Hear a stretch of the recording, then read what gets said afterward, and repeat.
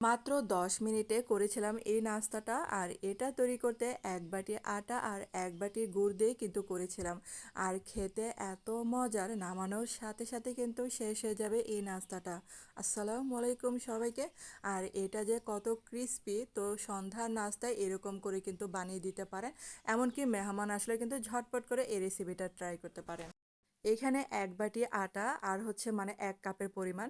তারপর হচ্ছে 1 বাটি আটা থেকে একটু কম হবে খেজুরের গুঁড়ো নিয়েছি। আর এই যে প্রথমে এখানে 1 কাপের মানে 1.5 কাপের মতো হবে পানি দিয়েছি। আর এখানে গুড়টা দিয়ে দিলাম। আর গুড়টা ফ্রোজেন করা ছিল। তারপর দেখেন গুড়ের উপরে যে একটু ময়লা জমে, এগুলা ছাঁকনির সাহায্যে কিন্তু মানে পরিষ্কার করে নেবেন। তো খুব সহজে কিন্তু গুড়ের এই যে ময়লাটা পরিষ্কার করে ফেলবেন। এই যে করা যায়, দেখেন কতটা ময়লা উঠেছে। তারপর হচ্ছে স্বাদ মতো লবণ দিলাম। আর এই যে 1 বাটি আটা দিয়ে দিলাম। আপনারা চাইলে এখানে 1 কাপ আটা দিতে পারেন। আর এই যে গুড়ের মধ্যে কিন্তু ডোটা তৈরি করতে হবে।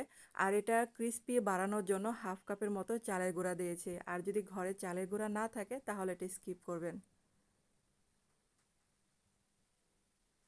আর এই যে দেখেন ডোটা কিন্তু তৈরি হয়ে গেছে, একদম পারফেক্টভাবে কিন্তু ডোটা তৈরি হয়েছে। তারপর একটা প্লেটে ঢেলে অল্প একটু ঠান্ডা করব। এটা কিন্তু বেশি ঠান্ডা করা যাবে না। আর হাতের মধ্যে অবশ্যই একটু তেল মাখিয়ে নিতে হবে।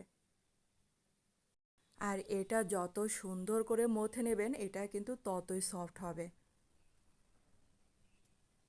দেখেন এত সুন্দর হয়েছে ডোটা মাখানো। তারপর হচ্ছে হাতটা যদি মানে এই আটাটা লেগে থাকে তাহলে ভালো করে ক্লিন করে নেবেন।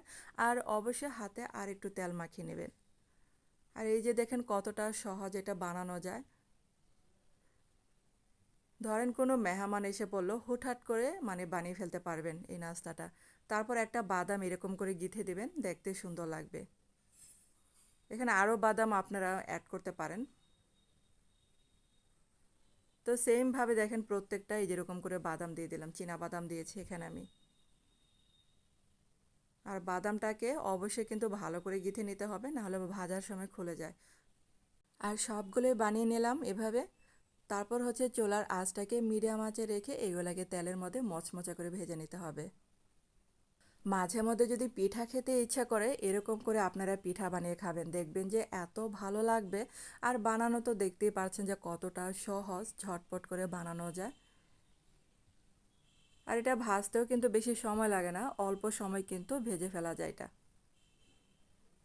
কিছুক্ষণ পর পর এরকম করে উল্টিয়ে পাল্টিয়ে দিবেন, দেখবেন যে এতটা মচমচে হয় উপরেটা আর ভিতরেটা অনেকটা সফট থাকে।